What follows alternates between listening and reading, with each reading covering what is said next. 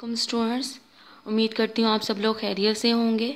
मैं chapter number second year की mathematics का चैप्टर नंबर 1 से आगाज़ कर रही हूँ।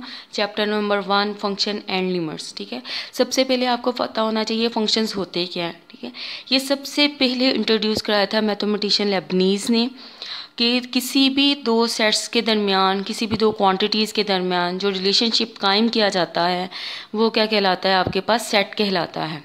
जैसे फॉर एग्जांपल मैथ के स्टूडेंट्स ले लें और बायो के स्टूडेंट्स ले लें। ठीक है, तो उन दोनों के दरमियान जो आप रिलेशनशिप कायम करेंगे, ठीक है, तो वो आपके पास क्या कहलाता है, सेट्स फंक्शन कहलाते हैं। जो फंक्शन होते हैं वो सेम क्वांटिटी के दरमियान भी कंपैरिजन होता है और डिफरेंट क्वांटिटीज़ के दरमियान भी कंपैरिजन को कहलाता है। ठीक है, relationship between the two quantities या dependence of the one quantity to another quantity, यानी कि अगर एक क्वांटिटी का इन्हिसार दूसरी क्वांटिटी पर हो रहा है तो इन दोनों के दरमियान जो रिलेशनशिप कायम किया जाता है वो भी क्या कहलाता है, डिपेंडेंस कहलाता है, फंक्शन कहलाता है।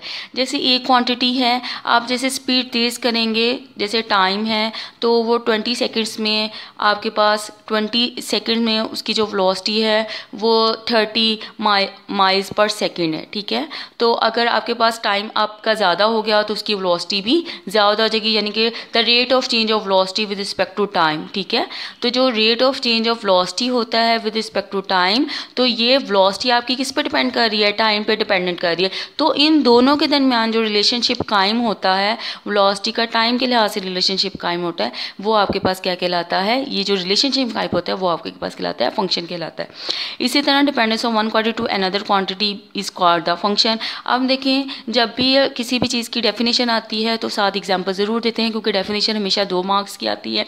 1 मार्क्स उसका जो होता है वो डेफिनेशन का होता है, एक उसका एग्जाम्पल का होता है। जैसे अब एग्जाम्पल है, ये डिपेंडेंस की एग्जाम्पल्स हैं। एरिया ऑफ द स्क्वायर, आपको पता है स्क्वायर क्या होता है, जिसकी चारों साइड आपस में बराबर होती हैं। ये साइड भी x है, दूसरी साइड भी आपके पास x है, तो एरिया ऑफ द स्क्वायर क्या होता है, a is equal to x square. अब देखिए, जैसे जैसे साइड इंक्रीज करती जाएगी, साइड से इंक्रीज करती जाएंगी तो ये स्क्वायर जो है वो बड़ा होता जाएगा, तो जितना ज़्यादा बड़ा होता जाएगा उसका एरिया भी उतना ही ज़्यादा होगा। इसलिए एरिया किस पर डिपेंड कर रहा है, साइड पे डिपेंड कर रहा है। अगर साइड छोटी होती जाएगी तो एरिया भी उसका क्या हो जाएगा, छोटा हो जाएगा। तो ये एक रिलेशनशिप है एरिया का साइड के साथ, ये रिलेशनशिप क्या कहलाता है, फंक्शन कहलाता है, यानी कि A is a function of x, यानी कि एरिया आपका फंक्शन ऑफ एक्स है। सिमिलरली वॉल्यूम है, वॉल्यूम ऑफ द स्फीयर क्या होता है, अब v is equal to 4/3 pi r cube. अब देखिए, रेडियस पे डिपेंड करता है वॉल्यूम, जितना ज़्यादा रेडियस होगा उतना ज़्यादा उसका वॉल्यूम होगा, और जितना कम रेडियस होगा उतना ही कम वॉल्यूम होगा। तो इसका होता है वॉल्यूम डिपेंड कर रहा है आपका रेडियस पे डिपेंड कर रहा है। Other quantity is called the function. ठीक है, और ये इसका डेफिनेशन है, प्रॉपर वे डेफिनेशन, तीनों ही डेफिनेशंस हैं। रूल या क्रॉसपॉन्डेंस, ऐसा रूल, ऐसा मेथड या ऐसी क्रॉसपॉन्डेंस, क्रॉसपॉन्डेंस होता है ताल्लुक कायम करना। ठीक है, relating to the two sets such that, ऐसा कि each element in the first set corresponding the one and only one element to the another set. आपने 2 सेट्स ले लिए, जैसे ये फिगर में शो हो रहा है, एक सेट ए ले लिया, एक सेट बी ले लिया। ए सेट में 1 2 3 4 आ रहे हैं और बी सेट में आपके पास ए बी सी डी आ रहा है। ठीक है, तो इसका जो ए सेट का सिर्फ एक मेंबर इसके एक सेट के साथ बी के एक मेंबर के साथ अटैच होना चाहिए, इसका एक मेंबर इसके 2 मेंबर्स के साथ अटैच नहीं हो सकता, वो फंक्शन नहीं कहलाता। जैसे ये 1-1 क्रॉसपॉन्डेंस है, ठीक है, इसका एक मेंबर इसके एक मेंबर के साथ अटैच हुआ हुआ है। ठीक है, तो ये कहलाता है फंक्शन। अब फंक्शन की कुछ प्रॉपर्टीज़ हैं, देखें, अगर फंक्शन आपके पास इस तरह हो, ये ए है, ये आपके पास बी है, मैं ये ऊपर वाला ले रही हूँ 1 2 3 4 ए बी सी डी। ठीक है, अगर इसका एक मेंबर इसके 2 मेंबर के साथ अटैच हो गया है, ठीक है, तो ये फंक्शन नहीं होगा। इसका एक मेंबर इसके 2 मेंबर्स के साथ अटैच नहीं होना चाहिए। कहने का मतलब ये है, जब आप इसको ऑर्डर्ड पेयर में लिखते हो तो ऑर्डर्ड पेयर में डोमेन का एलिमेंट रिपीट नहीं होना चाहिए। जैसे अगर हम इसके ऑर्डर पेयर बनाएं तो ऐसे बनेंगे 1A 2B 3C and 4D। ठीक है, लेकिन इसके जब अगर आप ऑर्डर पेयर बनाओगे ना तो ये बनेगा 1A एंड 1B। तो ये डोमेन, पहला एलिमेंट डोमेन होता है, जो चीज़ आप पुट कर रहे होते हो, जो चीज़ निकल रही होती है वो रेंज कहलाता है। वो भी मैं थोड़ी देर बाद आपको एक्सप्लेन करूँगी डोमेन क्या होती है, रेंज क्या होती है। तो ये जो पहला एलिमेंट है ना, ये रिपीट नहीं होना चाहिए। अगर तो ये रिपीट हो गया है, जैसे ऑर्डर पेयर है तो ये फंक्शन नहीं होता। फंक्शन का मतलब ये है कि इसका एक मेंबर इसके दो मेंबर के साथ अटैच नहीं हो सकता, लेकिन इसके दो डिफरेंट मेंबर इसके एक मेंबर के साथ अटैच हो सकते हैं। जैसे फॉर एग्जांपल इसका 2 बी के साथ अटैच हो गया और इसका 3 भी बी के साथ अटैच हो गया, ठीक है। इसके मेंबर रिपीट हो सकते हैं, इसके मेंबर रिपीट नहीं हो सकते। जैसे ये है, मैं आपको बना के दिखा रही हूँ, ये है ए और ये आपका क्या है बी। ये है 1 2 3 4 A B C D, clear हो गया। तो ये इसके साथ अटैच हो गया, ठीक है, और 2bc के साथ अटैच होगा। तो ये फंक्शन है। इसके दो मेंबर इसके एक मेंबर के साथ अटैच हो सकते हैं, लेकिन इसका एक मेंबर इसके दो मेंबर के साथ अटैच नहीं हो सकता, जैसे a एंड 2a। ये फंक्शन कहलाता है। क्लियर होगी बात। यानी कि ये पहला मेंबर नहीं रिपीट होना चाहिए, दूसरा मेंबर रिपीट हो सकता है। ऑर्डर पे में दूसरा मेंबर रिपीट हो सकता है, पहला मेंबर रिपीट नहीं होना चाहिए। तो ये आपके पास क्या कहलाता है, फंक्शन कहलाता है। एक बार फंक्शन की एक कंडीशन ये होगी कि डोमेन का एलिमेंट रिपीट नहीं होता, यानी कि ए का सिर्फ एक मेंबर बी के एक मेंबर के साथ अटैच हो सकता है, ए का एक मेंबर बी के दो मेंबर्स के साथ अटैच नहीं हो सकता।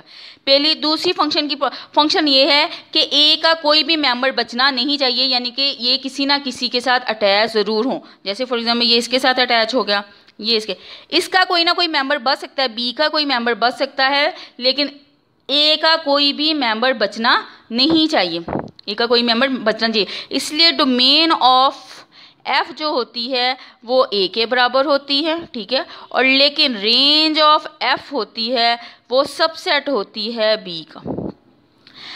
रेंज यानी कि जो चीज़ आप पुट कर रहे हैं वो डोमेन कहलाती है, जो आउटपुट निकलती है वो आपके पास क्या कहलाती है, रेंज कहलाती है। ये सारी चीज़ें पुट होंगी, ठीक है, तो ये इसका कोई भी मेंबर बचना नहीं चाहिए। अगर किसका कोई भी मेंबर, जैसे फॉर एग्जांपल 4 अटैच नहीं हो रहा बी के साथ, ठीक है, तो ये फंक्शन ही नहीं कहलाएगा, ठीक है। तो इसके तमाम ए के तमाम एलिमेंट्स का बी के साथ अटैच होना ज़रूरी है, और इसके सिर्फ ए इसका हर मेंबर इसके बी के एक मेंबर के साथ अटैच होगा, दो मेंबर के साथ अटैच नहीं होगा।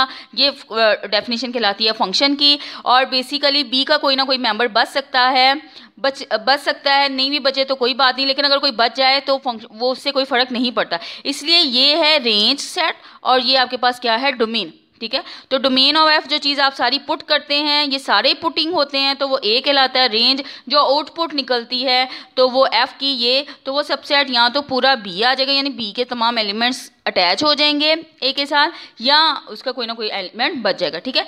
तो ए यानी कि इसको इस तरह लिखें तो हम बोलेंगे 1 का इमेज क्या है, ए, 2 का इमेज क्या है, ए, 3 का इमेज क्या है, बी, और 4 का इमेज क्या है, सी।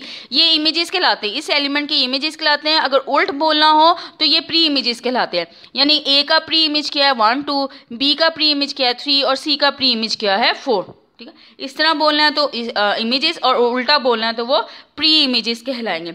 ये है डेफिनेशन फंक्शन की। जैसे फॉर एग्जाम्पल हम लोग देखते हैं, जैसे आप एफ इज़ अ सबसेट, यानी कि एक्स फंक्शन है x2y, ठीक है, इसका हर element each element of the x belongs to the capital X assign, ठीक है, यानी क्रॉस पॉन्ड्स कर रहा है to each element of y belongs to the capital Y, ठीक है। इसका भी ईच एलिमेंट,